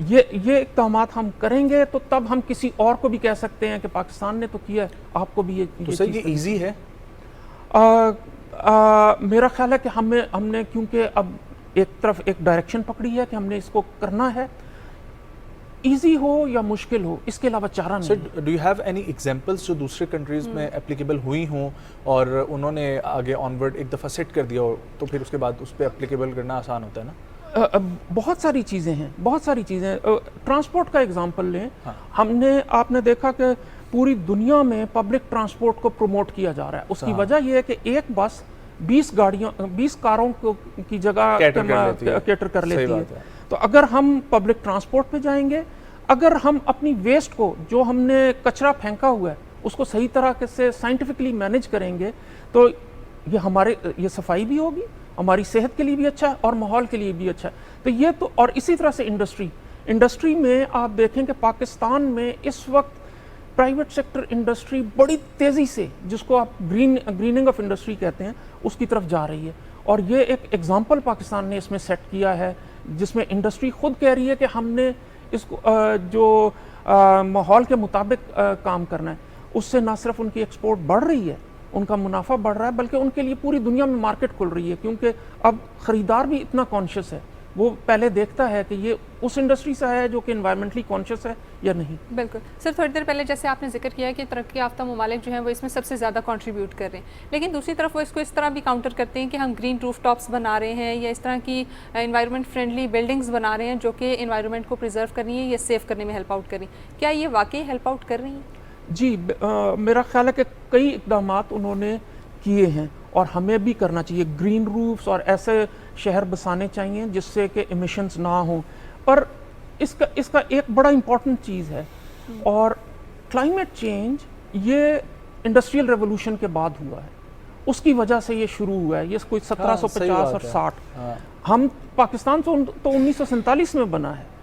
इसलिए ये अगर आप हिस्टोरिकली देखेंगे, जिसको हम तमाम तरक्की पजीर ममालिक कहते हैं, हिस्टोरिक रिस्पॉन्सिबिलिटी तरक्की याफ्ता ममालिक की है। ये इस कन्वेंशन में, यूएन कन्वेंशन में भी डिसाइड हुआ है, उन्होंने एक्सेप्ट किया है। ये तो हमें उस पर जोर देना है और उनसे मनवाना है इस चीज़ के ऊपर कि वो एक्शन लें। ठीक है, मैं इसी तरफ आने लगा था कि क्या वाकई में उन्होंने एक्सेप्ट कर लिया है कि ये सब कुछ दुनिया में जो हुआ है ये उन्हीं की वजह से हुआ है, और फिर उसके बाद अगर उन्होंने एक्सेप्ट कर लिया है तो ये तरक्की पजीर ममालिक में एक अकेला पाकिस्तान नहीं होगा, और भी कुछ कंट्रीज़ होंगे जो बहुत ज़्यादा इफेक्टिव में होंगे। तो इन सबको मिलकर अब एक तो आपने G20 का इजलास का जिक्र किया, दूसरी तरफ मुझे शर्म उल शेख की भी याद आती है, मिस्र की। और सर ऐसे प्लेटफॉर्म्स कौन से हैं जिन पे आवाज़ उठाई जा सकती है, क्योंकि हमारे पास तो क्लाइमेट के हवाले से एक UN नज़र आता है, उसके अलावा तो कुछ भी बोलता हुआ आलमी इदारे नहीं नज़र आ रहे। जी बिल्कुल, क्योंकि ये UN कन्वेंशन है और इसमें जब भी बात होगी UN के लेवल पे होगी, पर इसमें ज़रूरी नहीं कि हम UN के हेडक्वार्टर में जाकर बात करें। ये इसमें UN ने पूरे ग्लोब को मुख्तलिफ रीजन्स में डिवाइड किया हुआ है, और हम क्योंकि एशिया पैसिफिक में आते हैं तो हम इस प्लेटफॉर्म को भी इस्तेमाल कर सकते हैं। इसके अलावा आपने देखा कि साउथ एशिया का अपना एक, साउथ एशिया के ममालिक 8-7 ममालिक का एक अपना प्लेटफॉर्म भी है उसको भी इस्तेमाल किया जा सकता है। तो मेरा ख्याल है कि ये मल्टीपल प्लेटफॉर्म्स हैं जिनके ऊपर हम आवाज़ उठा सकते हैं, और इसके ऊपर हम उठाते भी रहते हैं। ठीक है sir, with in the country हम इसके ऊपर कैंपेन्स या अवेयरनेस क्रिएट कर सकते हैं? जी बिल्कुल, ये तो पूरे हमारे पाकिस्तान के क्लाइमेट एजेंडा का बहुत इंपॉर्टेंट पॉइंट है, क्योंकि जब तक अवेयरनेस नहीं होगी लोग उस पर आगे चलने के लिए तैयार नहीं होंगे। तो आज आप देखें कि पाकिस्तान का एक आम आदमी, उसको भी किसी हद तक अवेयरनेस है, और ख़ास तौर पे जो यूथ है, मेरा ख्याल है कि वो पाकिस्तान की बहुत अवेयर है। Well, thank you so much Irfan Tariq साहब फॉर कमिंग। बहुत अच्छा लगा आपसे बात करके, आपसे मुलाकात करके। आई होप कि जो हमने यहाँ पर डिस्कशन की है उसकी कुछ अच्छी आउटकम निकलेगी, और बताने का मकसद सिर्फ यही है टेलीविज़न पर बात करने का कि अवेयरनेस क्रिएट हो, तो अवेयरनेस आप लोग भी फैलाएं।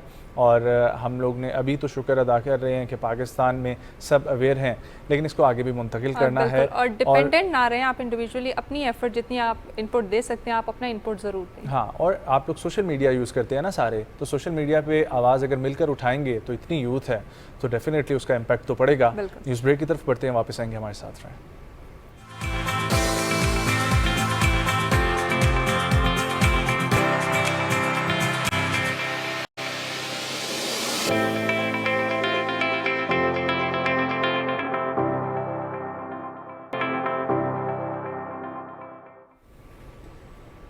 Once again welcome back. और अक्सर हम गुफ्तगू कर रहे होते हैं तो सबसे बड़ा मसला हमें ये होता है कि सामने वाला हमारी बात सुन नहीं रहा है, या गौर से नहीं सुन रहा, और उस तरीके से उसका रिस्पांस नहीं दे रहा, और उस वजह से क्या होता है कि बहुत सारे कॉन्फ्लिक्ट्स या मसले मसाइल शुरू हो जाते हैं, और लड़ाई झगड़ों का बायस भी वही बनते हैं, और उसकी वजह से क्या होता है कि आपके बहुत सारे रिलेशंस जो हैं वो ख़राबी की तरफ जो है वो बढ़ना शुरू हो जाते हैं। एग्जैक्टली। सो हम लोग आज बात करेंगे, जो प्रोग्राम के शुरू में जिक्र किया था कि एक्टिव लिसनिंग जो है वो कितनी इंपॉर्टेंट है, और आप फेल्ड रिलेशनशिप से क्या सीख सकती हैं। इसी के ऊपर बात करने के लिए हमें ज्वाइन कर रही हैं मोहतरमा ताहिरा मलिक साहिबा, जो हैं साइकोथेरेपिस्ट और ख़ास तौर पर रिलेशनशिप एक्सपीरियंस्ड ऐसी बंदी जिन्होंने बहुत सारे लोगों का घर जो है ना वो सुधारा है। तो अस्सलाम वालेकुम, कैसी हैं आप? खैरियत से हैं? वालेकुम सलाम, ठीक ठाक। ओके, सो मुझे ये बताइएगा कि एक्टिव लिसनिंग बेसिकली होती क्या है? अच्छा, active listening as opposed to passive listening, यानी एक्टिव का वर्ड ही देखे ना कि बहुत एक्टिवली आप गौर से सुन रहे हैं। एक्टिव मतलब कोई आपका भी रोल है उसके अंदर। यूजुअली हम समझते हैं कि एक बंदा बोल रहा है और मैं इधर उधर देख रहा हूँ, मोबाइल को देख रहा हूँ, अखबार पढ़ रहा हूँ, तो सुन तो रहा हूँ। Active listening is like just the opposite, where your whole attention mentally आपकी और फिजिकली आपका body language emotionally specially is focused on the other person, जिसमें आप सिर्फ उनके लफ्ज़ सुन नहीं रहे, उसके लफ्ज़ का अंडरलाइंग मीनिंग भी समझने की कोशिश कर रहे हैं, उनके इमोशन समझने की कोशिश कर रहे हैं, और फुल प्रेजेंस दे रहे हैं उस इंसान को। तो दैट इज़ एक्टिव लिसनिंग, जो कि है बहुत छोटी चीज़ सुनने में, लेकिन बहुत से रिलेशनशिप बिगाड़े हैं इस चीज़ ने अगर ना हो, और बहुत से रिलेशनशिप अच्छे सिर्फ इसलिए चलते हैं कि पार्टनर्स या एम्प्लॉइज़ या आपस में कॉलीग्स एक्टिव लिसनिंग करते हैं। सो एक्टिव लिसनिंग इम्पॉर्टेंट है क्यों? रिलेशनशिप से बात स्टार्ट करें अगर, तो रिलेशनशिप्स में सबसे इम्पॉर्टेंट चीज़ जब डे टू डे लाइफ आगे चलती है, मियाँ बीवी की, दोस्तों की, घर वालों की, तो उसमें कम्युनिकेशन जो होती है ना कि मुझे ये चीज़ चाहिए, तुमने ये गलत कर दिया, मेरा दिल दुख गया इस चीज़ से, वो सबसे इम्पॉर्टेंट है। तो कम्युनिकेशन, तो कम्युनिकेशन का एक मेजर पार्ट है जी एक्टिव लिसनिंग। जब आप दूसरे की बात सुनेंगे नहीं तो अपने आप को कैसे सुधारेंगे या उसका मसला कैसे हल करेंगे। सो इसलिए ये सबसे इम्पॉर्टेंट है। काम में अगर आप वर्क प्लेस की बात करें तो आपके कॉलीग्स हैं, वो हर तरह के बैकग्राउंड से आए हुए हैं, वो हर तरह के मूड घर से लेके आए हुए हैं, तो अगर आप उनकी बात एक्टिवली ना सुने, एक कॉलीग है जो यूजुअली बड़ा अच्छा बिहेव करते हैं लेकिन उस सुबह आपसे ज़रा सख्ती से बोल रहे हैं और कोई बात समझाने की कोशिश कर रहे हैं, चिढ़ रहे हैं, तो अगर आप एक्टिव लिसनिंग नहीं करेंगे, पैसिवली सुनेंगे उसकी बात, तो ऊपर से तो यही लग रहा है कि वो बदतमीज़ी कर रहे हैं, लेकिन अगर एक्चुअली सुनेंगे तो समझ आएगी कि मे बी इनके अंदर कुछ वो हर्ट है, अंडरलाइनिंग है क्या? कोई अंडरलाइन है क्या। ठीक है, तो इसलिए अच्छा important एक्टिवली सुनना ही सिर्फ ज़रूरी है या उस तरीके से उसका रिस्पांस देना भी ज़रूरी है? क्योंकि यूजुअली हम कहते हैं कि हम सुन तो रहे हैं ना तुम्हारी बात, लेकिन आगे से उस तरीके का रिस्पांस नहीं आता या फिर वो चीज़ वो आउटकम नहीं निकलता जो कि अगला एक्सपेक्ट कर रहा होता है हमसे। हाँ, वो तो नेक्स्ट स्टेप है ना, लेकिन आपका सवाल बड़ा इंपॉर्टेंट इसलिए है कि एक्टिव लिस्टिंग के अंदर ही काफ़ी रिस्पांस भी शामिल है। मतलब अगर आप मुझसे कुछ कह रही हैं और मेरी बॉडी लैंग्वेज आपको रिस्पॉन्ड कर रही है, या मैं आपसे पूछ रही हूँ कि अच्छा, एक्टिव लिस्टिंग का एक इंपॉर्टेंट पार्ट है रिफ्लेक्शन, कि मैं आपसे पूछूं कि यार तुम्हारा ये मतलब था, प्लीज़ क्लैरिफाई, या पैराफ्रेजिंग में अगर आप मुझे कहें कि मैं आज बहुत उदास हूँ, तो मैं आपसे पूछूं उदास मतलब तुम्हारे साथ कुछ प्रॉब्लम हुआ है अभी रिसेंटली, या मेरी कोई गलती है, तो यस, ये यहीं से एक्टिविटी या रिस्पांस स्टार्ट हो जाता है जब मैं आपको पैराफ्रेज करके समझने की कोशिश करती हूँ। और हाँ, वो जो आप कह रही हैं कि एक्शन लिया जाए उसके बाद, वो उस पर तो फिर अलग शो करना पड़ेगा, मेरा ख्याल है वो बड़ा बहुत इंपॉर्टेंट है ऑफ कोर्स। अच्छा, चलिए मुझे ये बताएं कि एक्टिव लिसनिंग से ना एक और चीज़ मुझे एक नया रास्ता भी खुलता हुआ नज़र आता है, और वो ये है कि हम लोग किसी की बात तब सुनते हैं या ये सुनना, एक्टिव लिसनिंग, गौर से सुनना, ये सब तमाम चीज़ें सुनते साथ ही मेरे जहन में ये आता है कि एक बंदा आपको अपना मसला बताएगा, ठीक है, और आपने वो अच्छे तरीके से सुनना और फिर उस पर रिस्पॉन्स करना है। हाँ। लेकिन मैरिज के अंदर, फ्रेंडशिप के अंदर, या कहीं भी ऐसे रिलेशन के अंदर जहाँ पर एक्सपेक्टेशंस लगा ली जाती हैं, और अगले बंदे को एक्टिव लिसनिंग में ये मेरी तरफ से मुद्दा रखना कि जो आप मुझसे एक्सपेक्ट कर रहे हो मैं उसको पूरा नहीं कर सकता, या जो आप समझते हो मुझे, ठीक है, मैं वो नहीं हूँ, या वो प्रॉपरली चीज़ें जो है उस तरीके से नहीं वर्किंग कर सकती। सो मैरिज के अंदर, फ्रेंडशिप के अंदर, रिलेशंस के अंदर ये एक्टिव लिसनिंग जो है वो कितनी इंपॉर्टेंट होती है इस लिहाज से?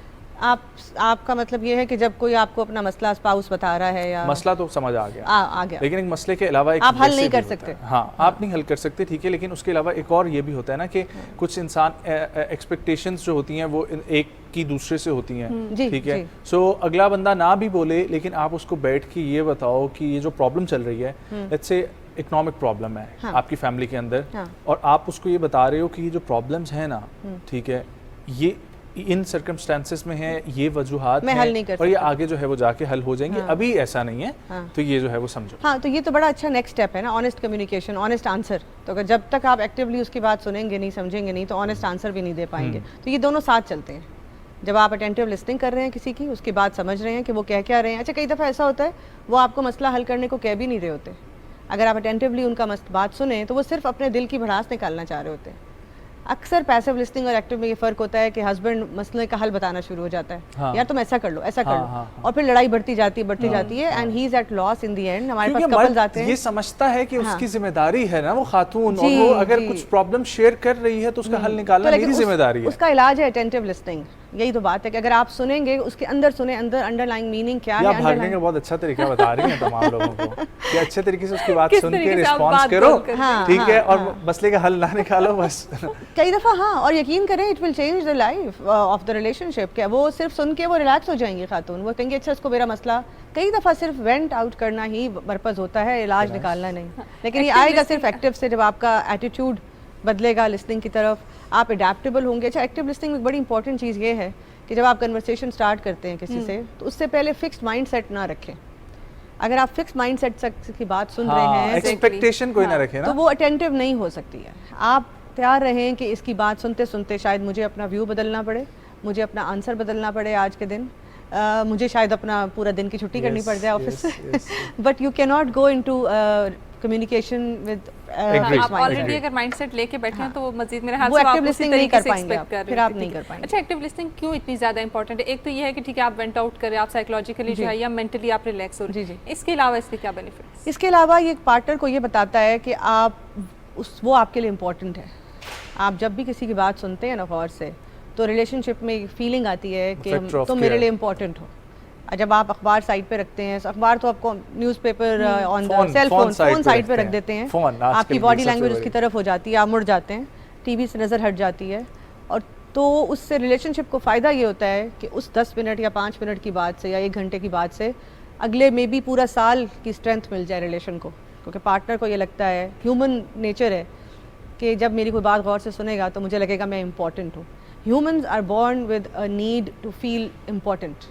अब ये भी बताएं कि ऑफिस एनवायरनमेंट में एक्टिव लिसनिंग कितनी इंपॉर्टेंट है? आपने शुरू में एक बॉस और एम्प्लॉय के रिलेशनशिप का जिक्र किया, ये वाइस वर्सा एम्प्लॉय और बॉस भी हो सकता है कि एम्प्लॉय अगर कोई बात करना चाहता है तो बॉस को भी सुननी चाहिए, और वो एक्टिव लिसनिंग वहाँ पर भी एप्लीकेबल वहाँ ज़्यादा इंपॉर्टेंट है मेरा ख्याल है, बॉस के लिए ज़्यादा। हाँ, leader should have active listening skills, क्योंकि उसके बगैर वो अपनी टीम को चला नहीं सकते।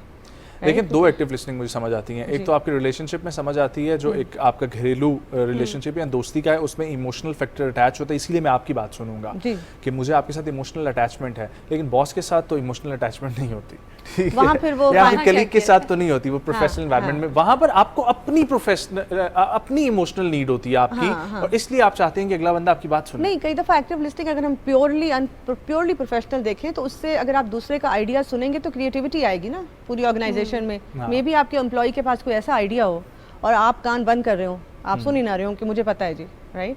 तो अगर आप एक्टिवली सुनेंगे तो क्या पता उसमें से कुछ ऐसे पॉइंट्स मिलें जिससे ऑर्गेनाइजेशन का फायदा हो जाए। सही बात है। तो at an organization active listening is important for creativity, creative ideas, new ideas, and इससे एक सेंस ऑफ फ्रेंडशिप भी और एक सेंस ऑफ कोऑपरेशन भी आगे जाती है। अगेन वही बात है, इमोशनल एस्पेक्ट तो हर वक्त होता है ना, हर रिलेशनशिप में होता है। अच्छा, यूजुअली ये होता है कि हम उन लोगों की बात करते हैं, अभी फिलहाल अगर एक्टिव लिसनिंग की बात की जा रही है तो हम उन लोगों की बात करें जो कि आराम से बोल देते हैं अपनी बात। कुछ लोग ऐसे भी होते हैं जो कि नहीं बोल रहे होते, वो लाइक आपके साथ बैठ के घंटों घंटों की बात करके या फिर बहुत बड़े पैराग्राफ्स लिख के आपको नहीं बता रहे थे, उनके साथ क्या किया जाए?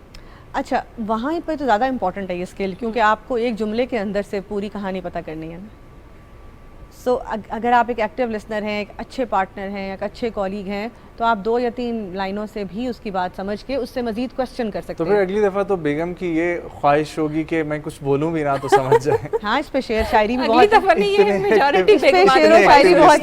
अच्छा नहीं, इसमें इसकी प्रैक्टिस आप कर सकते हैं। ऐसे इसमें एक और बड़ा आसान है, मैं आपको इसकी इलाज बता देती हूँ। आप क्वेश्चन पूछें जो इंसान आपको नहीं बता रहा, you can ask sensitive kind questions, you can ask open ended question. बस रहने दें, आप मुझे समझाएंगे दोबारा? वो तो आगे से ही जवाब है, बस रहने दें। 4 बार पूछे, आप कहें कि नहीं मैं इधर सुनना चाहता हूँ, इट्स इम्पोर्टेंट। अगर आपको मेरा ख्याल होता ना तो मेरे कहे बगैर आप समझ जाते। तो इसका एक जवाब है ना कि नहीं, मुझे तुम्हारा बहुत ख्याल है लेकिन मैं समझना चाहता हूँ, मे बी मैं मसरूफ था, मैं समझ नहीं पाया तुम्हारी बात। I really want to sit here with you and I want to. अच्छा, ये क्यों नहीं होता कि हम लोग अपनी फीलिंग एक्सप्रेस नहीं कर पाते? बचपन की कंडीशनिंग है ना। बचपन से अगर छोटे छोटे बच्चे जब होते हैं तो हमें बताया जाता है ना कि expression of feelings is not a very good idea. Why? Because हमारा पहला एक्सप्रेशन क्या होता है फीलिंग का? गुस्सा और रोना। बच्चा रोने से स्टार्ट करता है ना, वहाँ से पेरेंट्स शुरू करते हैं। कुछ फैमिलीज ज़्यादा मना करती हैं, कुछ फैमिलीज कम मना करती हैं, तो ये बीज वहाँ से डलता है। अच्छा, कुछ फिल्म के डायलॉग्स और उसमें से एक बहुत स्ट्रॉन्ग सीजन था सूट। so, उसका एक डायलॉग था कि केयर जो है ना वो आपको वीक करती है। अब इसके बारे में आपका क्या ख्याल है? नहीं, हमारे प्रोफेशन में ये नहीं माना जाता। वो जिस प्रोफेशन की है ना वो उसी पे माना जाता है। नहीं है? नहीं, केयर आपको हमेशा स्ट्रॉन्ग करती है। अक्सर वो लोग जो लाइफ में आगे गए हैं ना, जो वाकई स्ट्रॉन्ग हैं, मैं आप प्रोफेशनल सक्सेस की बात नहीं कर रही, वो तो एक वकीलों का शो है ना। हाँ। उनका तो प्रोफेशन ही यही है, एक दूसरे को कट करना। लेकिन वो एक होता तो है। अपॉलजीज फ्रॉम ऑल लॉयर्स, मैं खुद एक वकील हूँ। बट ये है कि मैं खुद I come from family of lawyers, I am a lawyer myself. But ये कि उनका तो प्रोफेशन काटना है ना, हमारा तो प्रोफेशन जोड़ना है। हाँ। तो उसमें ये है कि केयर, वो लोग स्ट्रॉन्ग होते हैं, वो लोग आगे जाते हैं जिनका एक बेस पीछे फैमिली का या केयर का या बीवी का, हस्बैंड का होता है। Care makes you stronger, care does not make you week.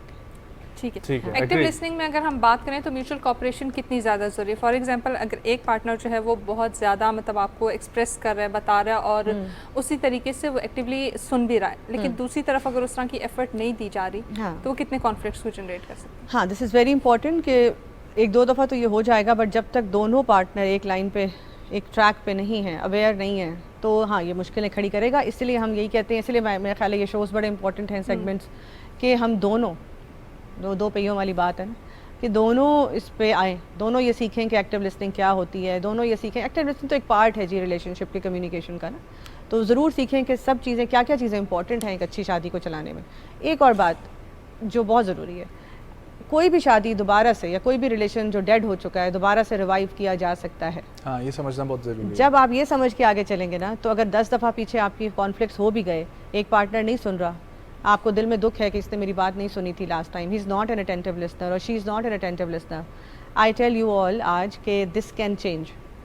So when you go into a relationship with this kind of mindset कि कोई भी रिलेशनशिप रिकिंडल हो सकता है, तो कभी ना कभी वो पार्टनर लर्न कर लेते हैं। और ये मेरा पर्सनल एक्सपीरियंस है विद सो मेनी कपल्स जो बहुत डिसअपॉइंट होके आए कि इसको तो ये कभी सुनता ही नहीं है, और उसने सुनना शुरू किया with a little help, with a little practice. जैसे साइकिल चलाना सीखते हैं तो इट नीड्स प्रैक्टिस, आप थोड़ा गिरते हैं, आपसे गलती हो जाती है, but if you are at it, अगर दोनों पार्टनर कमिटेड हैं कि रिश्ता चलाना है, same with friendship, same with parenting, तो सीख सकते हैं आप, ये एक स्किल है। स्पेसिफिकली अगर शादी के रिलेशनशिप की बात की जाए तो मेरे ख्याल से मर्द बड़े इसमें ओवर बर्डनड होते हैं, क्योंकि एक तरफ से वो अपनी जो इमीडिएट फैमिली है, लाइक वो मदर हैं, सिस्टर हैं, उनकी भी सुन रही है, और दूसरी तरफ आप अपनी वाइफ की भी सुन रही हैं। हाँ।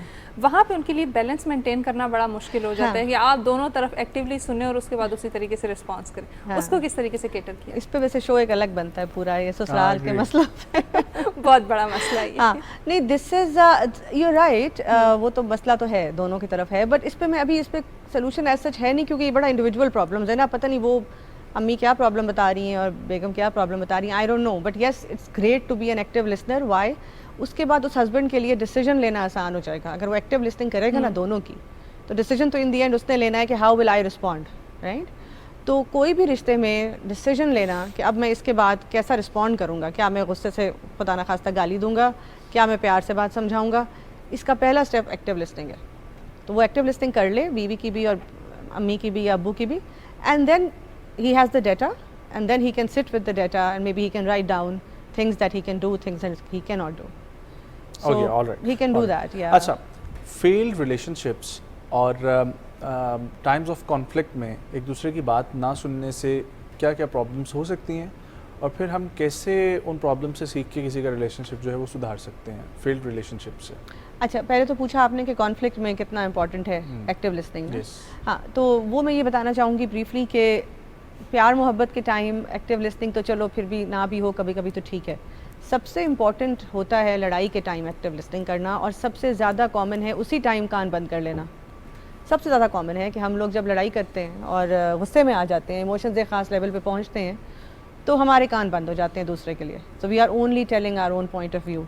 सो मैं ये एडवाइस करती हूँ कि जब आपकी लड़ाई हो रही है, बहस हो रही है, लड़ाई तक बात पहुँच रही है, तो पॉज करें, रिमाइंडर लगाएं, फ्रिज पे लगाएं, किचन में लगाएं, बाथरूम में लगाएं, बड़ा बड़ा active listening, and then remind yourself. वो जो पॉज है ना छोटा सा 5 सेकंड का या 2 सेकंड का, वेयर वी स्टॉप आवरसेल्व्स पुराने पैटर्न को, and then we stop and we say कि अब हमें एक्टिवली सुनना है, तब ज़्यादा इंपॉर्टेंट है। Perfect. अब आया failed relationship. Yes. Relationship failed तो नहीं होता कोई भी, मेरा ख्याल है उसको कहते हैं फेल्ड, बट वो उससे कुछ ना कुछ आपने लर्निंग की होती है, it's a good lesson. Failed relationship आपको क्या सिखाता है? सबसे पहले ये सिखाता है कि आपके बचपन के क्या वुंड्स थे या बचपन की क्या प्रॉब्लम्स थे, टीनेज के बचपन के, जो आप इस रिश्ते में ले आए। तो it's a good time to reflect कि मेरी हिस्ट्री से कुछ चीज़ तो नहीं मैंने इस रिलेशनशिप में ले आया था, कि मुझे पहले किसी और ने हर्ट किया हो इस तरह, या घर में मेरी इस बात पे इंसल्ट होती हो तो अब मुझे लग रहा हो कि मेरी वाइफ भी शायद मेरी इंसल्ट करी, या मे बी उसका मकसद ना हो इंसल्ट करना मेरा। तो पहले तो आपने ये सीखना है कि what baggage did I bring to that relationship and what happened because of that. Number 2 जो आप एक मेरा ख्याल है सबसे इंपॉर्टेंट चीज़ सीखते हैं, वो अगेन अपनी things I don't want in a relationship. सबसे बड़ा लेसन कोई फेल रिलेशनशिप आपको क्या सिखाता है? आप ये ना कहें कि मुझे अब नई नेक्स्ट बंदे में क्या चाहिए, आप ये सीखें उससे कि मुझे नेक्स्ट बंदे में एग्जैक्टली क्या नहीं चाहिए। कुछ चीज़ें कैसी हैं जिस पे मैं कॉम्प्रोमाइज़ कभी नहीं Wonderful. Well, thank you so much, Tahira Malik साहिबा for coming. अच्छा लगा बात करके, and I hope कि लोगों को भी कुछ सीखने को मिला होगा। Active listening is very important. आप किसी भी रिलेशनशिप में हैं, चाहे शादी है, चाहे बहन भाई का रिलेशन है, चाहे अपने वालिदैन के साथ है, किसी के साथ भी कोई भी रिलेशनशिप है, उसमें कम्युनिकेशन गैप जो हम लोग कहते हैं कि बहुत सारी रूट कॉज बनती है बहुत सारी मसाइल का। सो उस कम्युनिकेशन गैप का रूट कॉज जो है वो एक्टिव लिसनिंग, या उसका हल भी एक्टिव लिसनिंग ही है। तो इसको एप्लीकेबल करें अपनी ज़िंदगी में, आसानी होगी यकीनी तौर पर। एक ब्रेक, वापस आएंगे हमारे साथ रहें।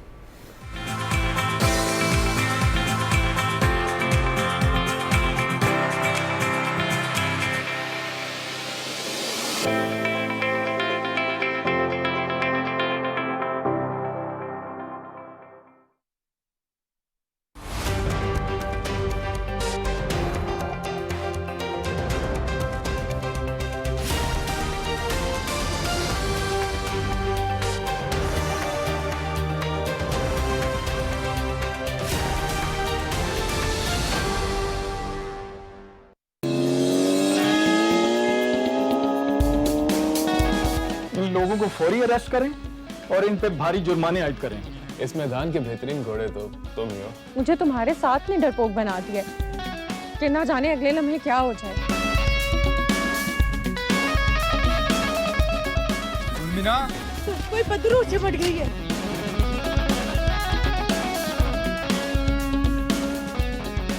बुलंदियां पहाड़ों का जाल है।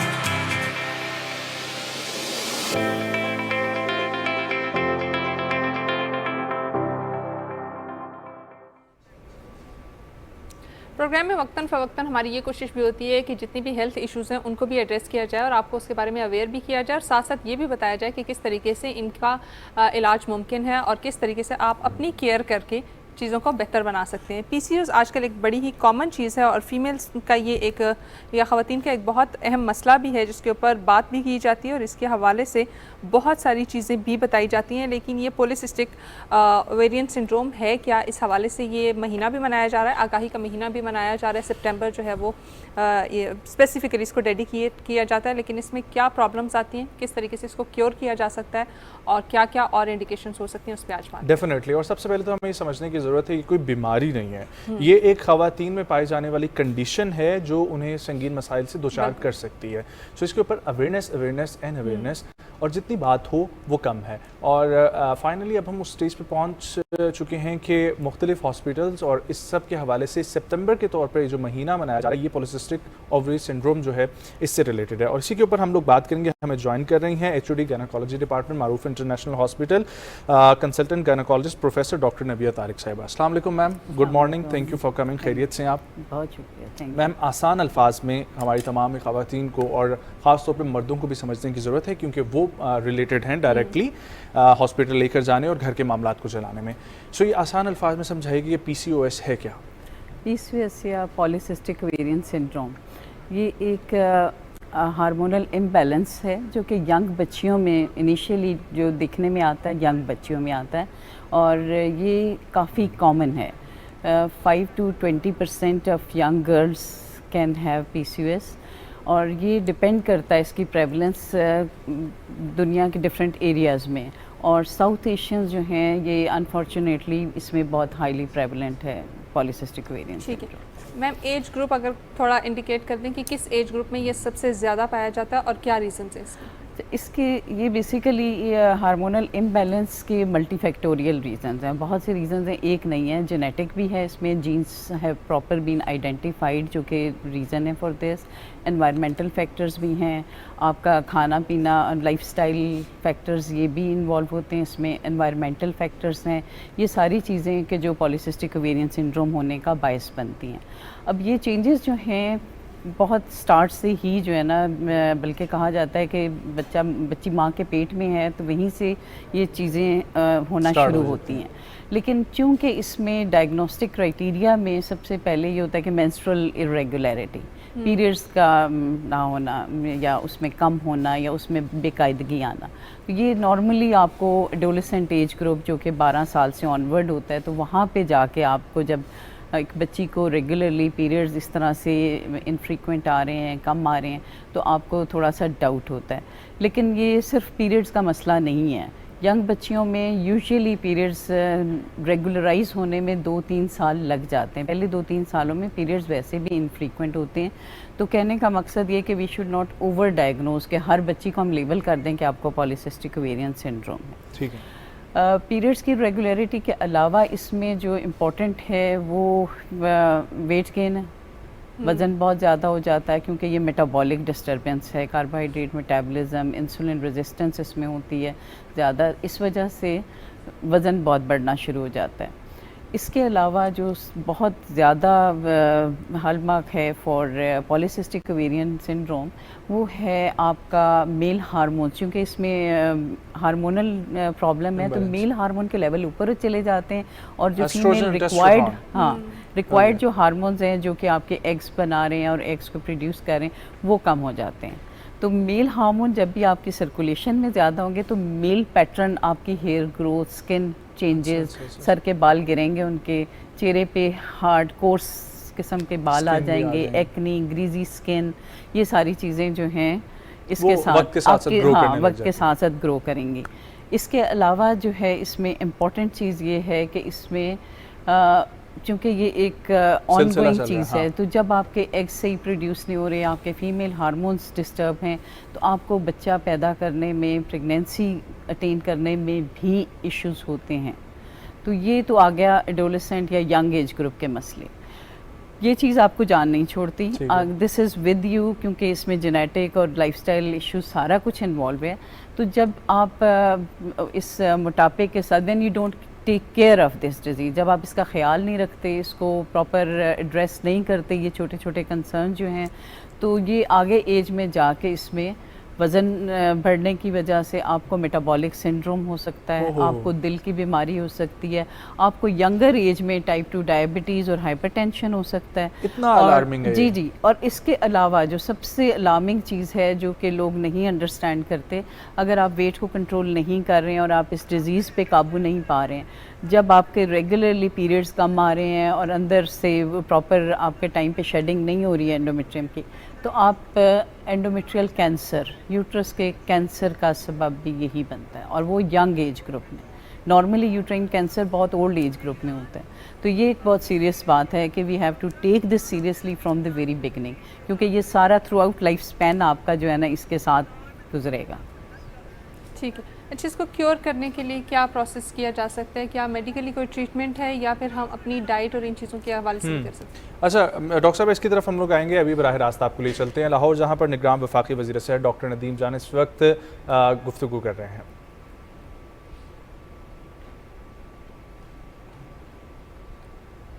प्रोफेसर डॉक्टर नबिया तारिक हमारे साथ मौजूद है और हम बात करें पीसीओएस पे, और इनसे हम ये भी पूछ रहे थे कि किस तरीके से इसको क्योर किया जा सकता है मेडिकली, और सेकेंडली ये भी बताइएगा कि हम किस तरीके से इस तरह के इकदाम ले सकते हैं कि हम इसको प्रिवेंट करें।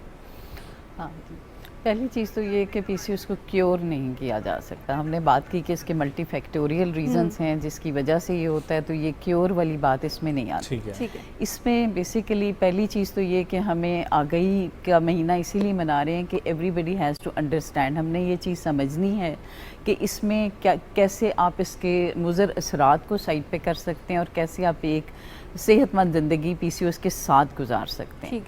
पहली चीज़ ये है कि आपके जो रोज़मर्रा की तर्ज़ ज़िंदगी है, हमें इसको बहुत अच्छी तरह से दोबारा देखने की ज़रूरत है कि हमारा हेल्दी लाइफस्टाइल किस तरह से हम इसको कर सकते हैं।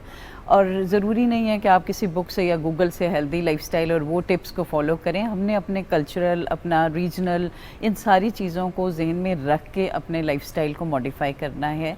इम्पॉर्टेंट चीज़ ये है कि सबसे पहले कि आपने अपने वज़न को कंट्रोल करना है।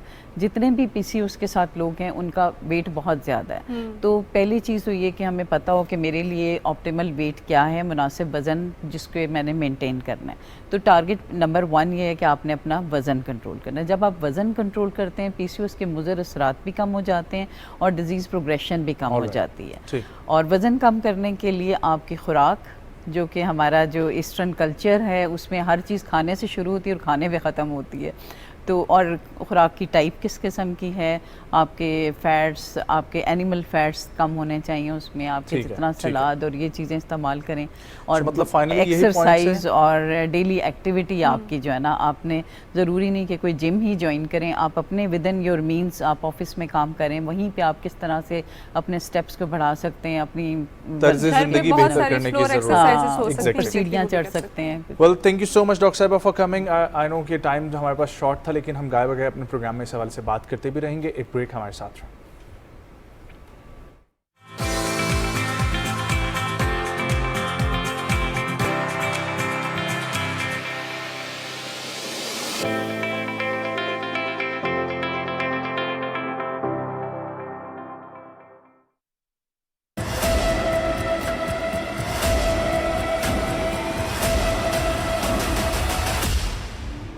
ultimate cricketing showdown in Asia is back. The most anticipated clash of the event is here. The big guns from Asia are here to compete for the glory. This is the Asia Cup, the tournament that will have you on the edge of your seats.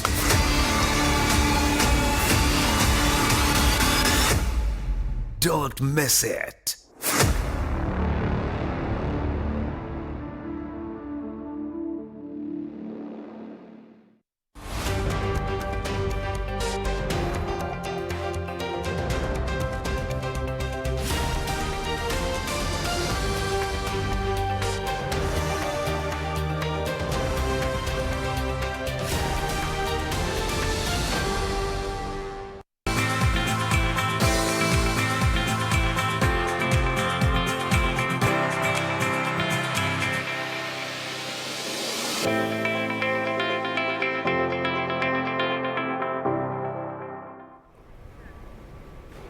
तो पाकिस्तान में हमारी कोशिश होती है कि हम emerging talent के ऊपर भी बात करें, उनकी जितने भी टैलेंट्स हैं वो भी आपके सामने रखें। तो इसी तरीके से आज हमारे पास एक अदद सिंगर मौजूद हैं, शाहरुख राजपूत इनका नाम है, और आपको पता है कि गिटार बजाते हैं और इसके साथ साथ पियानो बजाने की भी ये माहिर। तो म्यूजिशियन भी हैं और सिंगर भी हैं, इसके अलावा माशाल्लाह से एमफिल की डिग्री भी इनके पास है। तो मुलाकात करवाते हैं। अस्सलाम वालेकुम, कैसे हैं आप? ठीक है, अस्सलाम, बिल्कुल ठीक ठाक। आप कैसे हैं? अल्हम्दुलिल्लाह। सो आपका भी वही स्टोरी है कि बचपन से शौक शुरू हुआ म्यूजिक का? ऑफ कोर्स, बिल्कुल ऐसे ही है। तो फिर अब कहाँ तक पहुँची आपकी जर्नी? अभी जर्नी इंशाल्लाह अबाउट टू रीच इट। एक सॉन्ग है जो कि मैं रिलीज़ कर रहा हूँ very soon. I am basically from Bahawalpur, तो I have shifted to Islamabad for the same thing कि अपने टैलेंट को और म्यूजिक को। सो इस्लामाबाद ने आपको वेलकम किया? जी बिल्कुल। चलें हम भी आपको वेलकम करेंगे आपका सुन के जो है ना वो गाना। तो प्लीज कुछ आप स्टार्ट करें। श्योर। मेरा जो song I am about to release, मैं उसी को प्लीज। ओरिजिनल तो ऑलवेज वेलकम। जी। इसको लिखा भी मैंने ही है और कॉम्पोजिशन भी मेरी है। और इसका म्यूजिक कर रहे हैं Amanat Ali, he is also from Islamabad, and the song name is निक्की जाइए। हाइट ओदी नॉट वेरी टॉल, मुंडियों नु वेख वेख कहंदे बेबी डॉल। हाइट ओदी नॉट वेरी टॉल, मुंडियों नु वेख वेख कहंदे बेबी डॉल। नीली जई जिंज पा के पिंक जई शर्ट बनाउंदी हाई पोनी है। निक्की जी है पर सोहनी किन्नी है, निक्की जी है पर सोहनी किन्नी है, निक्की जी है पर सोहनी किन्नी है, निक्की जी है पर हो हाइट ओदी नॉट वेरी टॉल, मुंडियों नु वेख वेख कहंदे बेबी डॉल। हाइट ओदी नॉट वेरी टॉल, मुंडियों नु वेख वेख कहंदे बेबी डॉल। नीली जई जिंज पा के पिंक जई शर्ट बनाउंदी हाई पोनी है। निक्की जी है पर सोहनी किन्नी है, निक्की जी है पर सोहनी किन्नी है, निक्की जी है पर सोहनी किन्नी है, निक्की जी है पर सोहनी किन्नी है। सोहने सोहने बुल्ला उत्ते हाय नी काला काला तिल, दिल मेरा कवे ओनू बार बार मिल। हो सोहने सोहने बुल्ला उत्ते काला काला तिल, दिल मेरा कवे ओनू बार बार मिल। यूके यूएस यूए ओदे वर्गी कोई नहीं है। निक्की जी है पर सोहनी किन्नी है, निक्की जी है पर सोहनी किन्नी है, निक्की जी है पर सोहनी किन्नी है, निक्की जी है। ओ बेबी डॉल तू जरा होश में आ, मुझको समझ खुद को समझा। तू है प्रिंसेस तो मैं बादशाह, ऐसा कैसे चलेगा तू ये बता। हम मुझे रोकेगी तो तेरे पीछे मैं आऊंगा, धीरे कहेगी तो शोर मचाऊंगा। दिल देख के देख मैं डोली ले आऊंगा, दिल वाला हूँ मैं दुल्हनिया ले जाऊंगा। Come on girl let's give it a try, मैं देख लूंगा तेरा बड़ा भाई। प्यार करती है तो कह दे, देखूं इजी नाले निकी जी है पर सोनी किन्नी है। ओह वंडरफुल शाहरुख, और मुझे बहुत ये अच्छा। बहुत अच्छा लगा कि एक मुख्तलिफ जॉनरा में पाकिस्तान में लोग काम कर रहे हैं। ये जॉनरा मिस है पंजाबी का, और पंजाबी का ये स्पेशली हम लोग देखते हैं आसपास बहुत ज़्यादा चल रहा है हमारे मुल्क के, लेकिन हम लोग इसके ऊपर काम नहीं कर रहे, हालांकि पंजाब का इतना रिच कल्चर मौजूद है। सो अपना जॉनरा एक्सप्लोर कब आपने किया? Actually, from college, I used to sing cover songs गाता था, और तो कवर सॉन्ग भी स्पेसिफिकली इसी किस्म के पंजाबी या वो एक हर तरीके के सभी गाता था, लेकिन दिस वाज यूजुअली अप्रिशिएटेड, तो मैंने कहा चलें। अच्छा शाहरुख, इस सॉन्ग की इंस्पिरेशन कहाँ से आई? क्या किसको सोच के, किसको माइंड में रख के आपने ये सॉन्ग लिखा, कि क्या आपने खुद लिखा हुआ है? To tell you the truth, actually my dad and mom, whenever वो छोटी मोटी सी जो आपस में घर पे arguments होते हैं, तो my dad to bring it to the lighter part, you know, to the lighter mode, उसको वो अक्सर ही यूज्ड टू से टू माय मदर, वो कहते थे कि निकी जी है पर त्रिखी कितनी है, ये तेज कितनी है, so I just you know moulded it to निकी जी है पर सोनी कितनी है, to make it a little commercial. Exactly. So हम लोग मजीद इंतजार नहीं करते, कुछ और ओरिजिनल है तो प्लीज सुनाएं। जरूर मैं आपको सुनाता हूँ।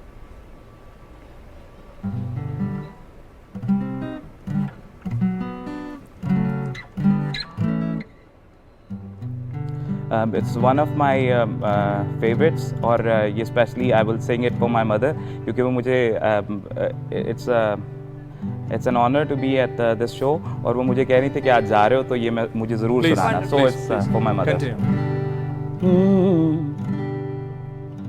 भूल गए वादे सारे प्यार निभाने दे, पिपली दे थले बह के हसण हसाउण दे, मैं वाजा मारा तेनू नाल ले जा बीबा मैनू तेरे बिन मेरा जीना दुश्वारे ओ यारा वे, भुल गए वादे सारे प्यार निभाउण दे, पिपली दे थले बह के हसण हसाउण दे, मैं वाजा मारा तेनू नाल ले जा बीबा मैनू तेरे बिन मेरा जीना दुश्वारे ओ यारा वे, भुल गए वादे सारे प्यार निभाउण दे।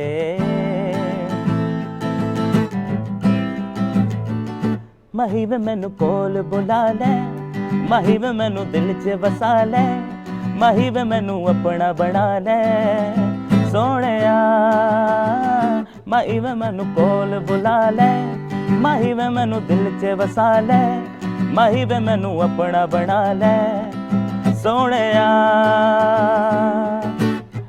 सोचिया नहीं सी मेरा प्यार भुल जावेगा, रो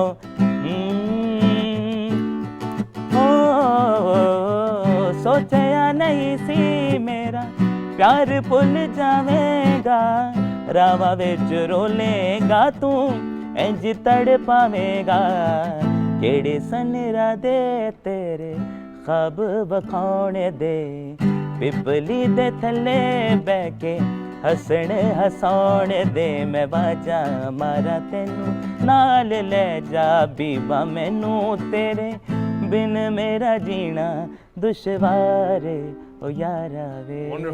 सो इस तरह का है शाहरुख के हमारे पास चूंकि वक्त कम है इसलिए हम इसको एंड करेंगे, लेकिन आई प्रॉमिस कि हम कुछ अरसे बाद आपको ज़रूर जो है वो दोबारा मौका देंगे।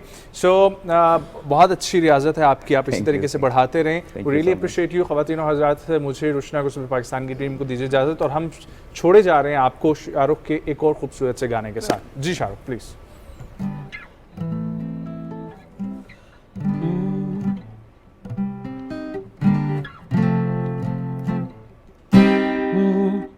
क्या ऐसा सोचा था ऐसा होगा, जो हो रहा है वैसा होगा,